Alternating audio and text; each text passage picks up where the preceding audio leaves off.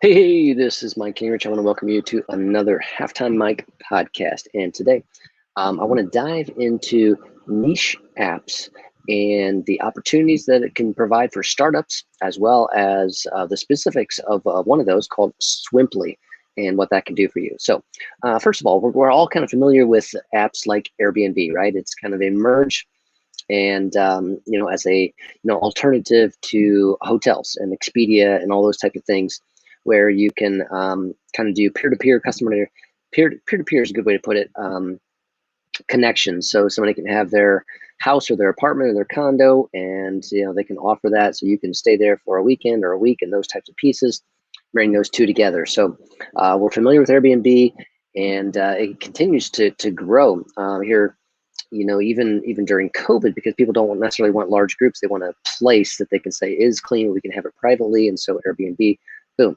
is offering that type of piece. Now, what's emerging is that more people are using their mobile phones, and more of these apps in the App Store are emerging for unique niche industries. Okay, so Airbnb is obviously for overnight stays, right, or housing, and then they've kind of branched into experiences, which is a unique niche for them as well.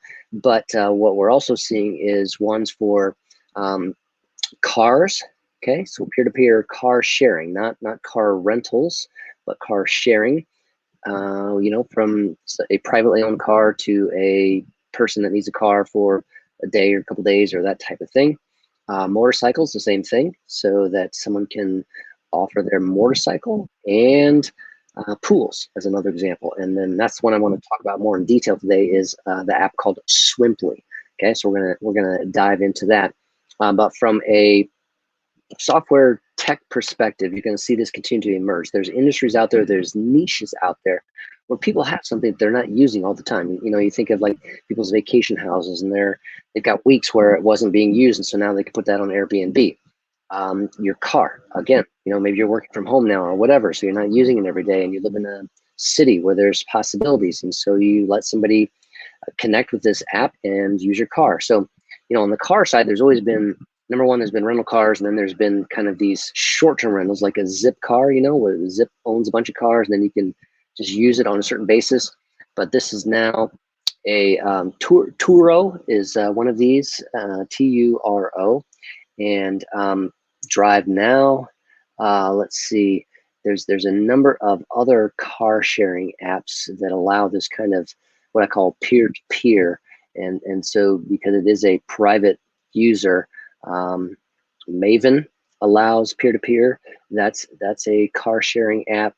So there's lots of possibilities there that you don't have to do it with a car rental company. You don't have to do it with a larger entity. You can do it with a private party, and quote, borrow their car. So obviously that can work well for you if the cost is lower and it works out. On the rental side, the person doing that, obviously, they've put some risk into that as well. You have to be aware of your insurance and what that might do in those types of pieces, but you're going to see these emerge. So from a software perspective, there's value. There's even software out there. I'm on mobeindustry.net, mobeindustry.net, and they kind of provide like a software for these types of things, for these types of platforms, all right, niche platforms, so you could build upon those type of things. And so again, cars, motorcycles, pools, what else is out there that is of value that you're not using all the time, that people may have an interest in, and that cost too much to own for many, but they're willing to spend for a long weekend or a week, or whatever that is, type period. Okay, so one of those is Swimply, the Airbnb for pools. And I have used this app myself, found out about it more recently in the last 2 months, I don't know, that type of thing. Maybe it's just a month. Decided to try it out. And typically, if like an Airbnb, I can go in there and put in where I want to search for pools. Okay, and I did it near my home.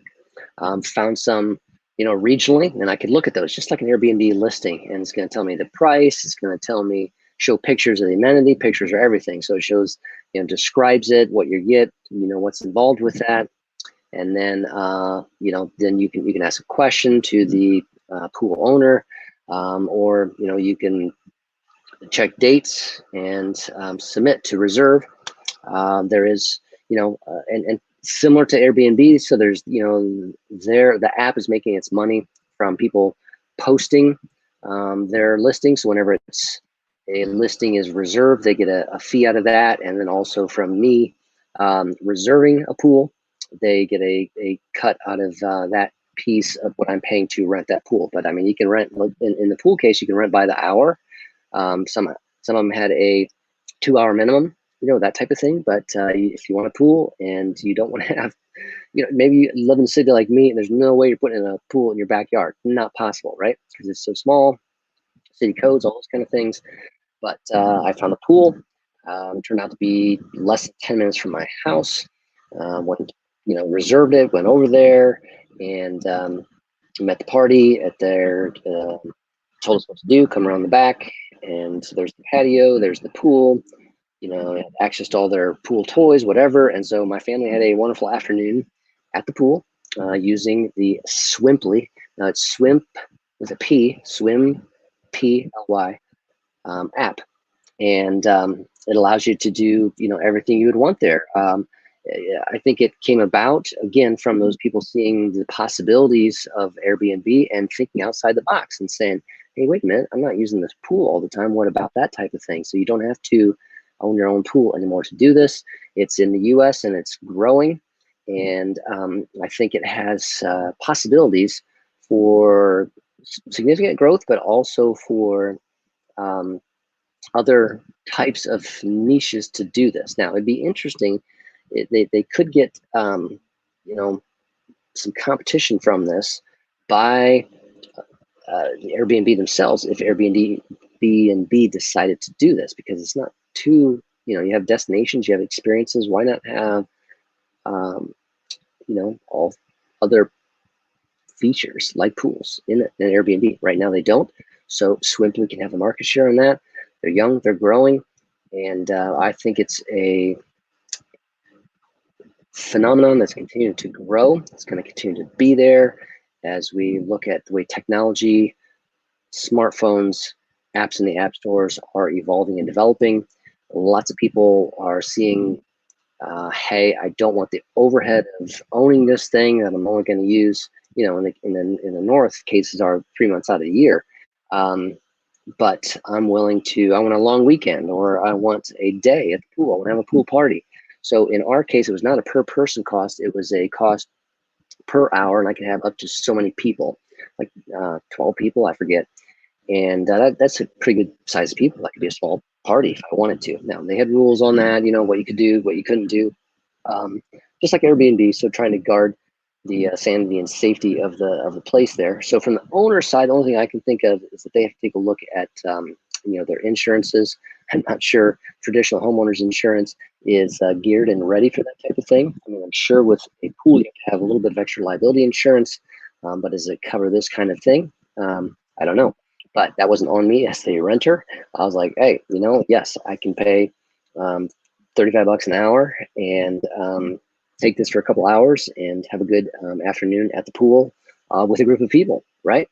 And so that is Swimply, the Airbnb for pools. I want to encourage you to check it out. Available in iOS and Android, and it continues to grow. You're going to see more of these specific niche type apps. And from a business entrepreneur perspective, there's still market share out there in a number of these, or even in untapped ones yet to jump into. All right. So this was Mike with a Halftime Mike podcast. Wanted to talk to you about what's happening in the app world, technology world. All right. Over and out. We'll see you next time. Take care.